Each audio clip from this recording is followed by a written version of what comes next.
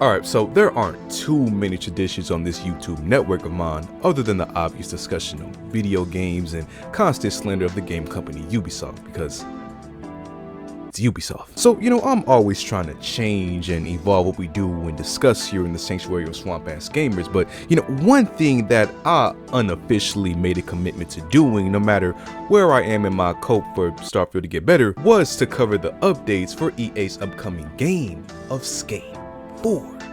Not only because the Skate franchise is something that I hold near and dear to my heart, but also because, speculating on this game was one of my first tastes of covering video game news as a young wizard family, so, we go way back.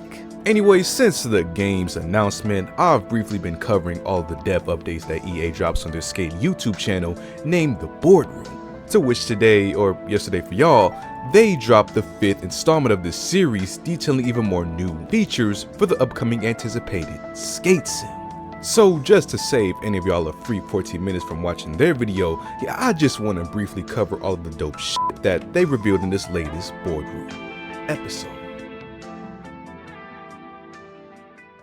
So, like a new show with controversial actors, they changed the cast members in this episode. This time hosting Skate 4's Darren Chung, the creative director, Jeff Goslin, the creative art director, Yolanda He, an experienced designer, and Nick Bruzzo, a product manager. And to summarize basically what the focus was, for this episode, it was all mostly about creativity, if you couldn't already guess by the amount of times I say creative in the last sentence. The team expressed how they wanted to elevate already established creative elements, not only from, previous EA Skate games, but also just for skate culture in general, looking to include as much representation and customization as possible, which is really cool to hear.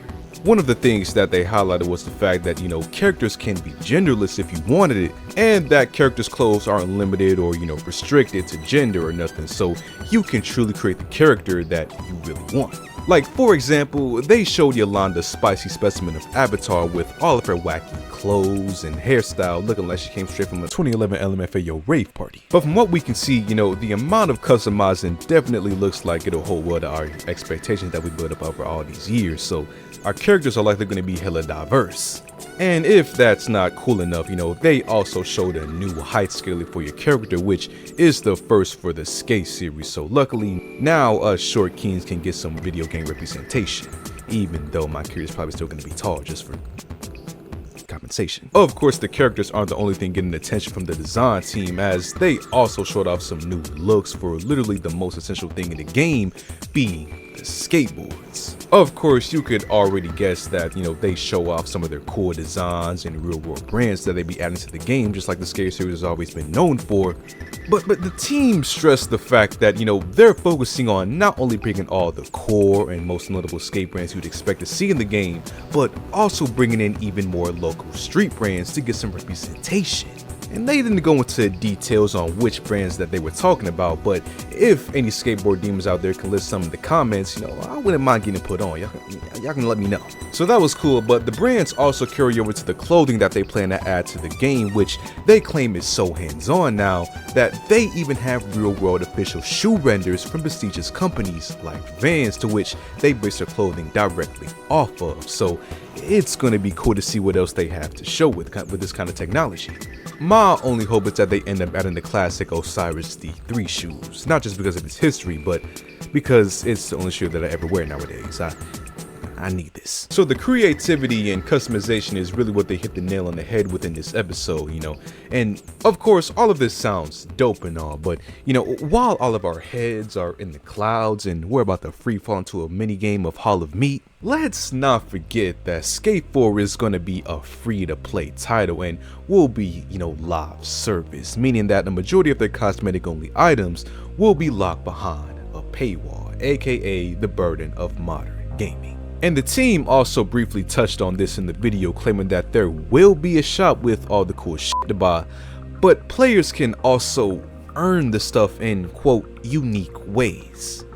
Now, my boy didn't go into details on what specific unique ways that they were planning on adding, but as a default, because this is an EA published game, I can only imagine that the grind will be insufferable to, gain access to the things that you could otherwise pay for, and that they're going to heavily push players to spend more guap on the title. And I really don't want that to be the case, but you know, we gotta be real here. As one of the most hyped up titles of modern gaming history, plus it being free, Skate 4 might squeeze the lemon of microtransactions dry until it looks like Lemongrab when his kingdom was in famine. That was an Adventure Time reference if you... Never mind. Overall though, that's pretty much all that was covered in this latest episode. Pretty cool stuff, and the playtest is still open for joining, so you know, if you haven't already tried to, you should probably sign up to be a free early playtester.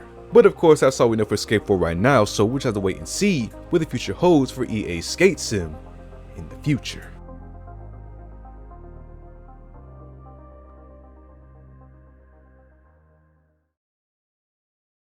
So what do you guys think about Skate 4 and, you know, these new updates that we just saw today, man? Feel free to comment down below. Subscribe to the video, subscribe if you haven't already.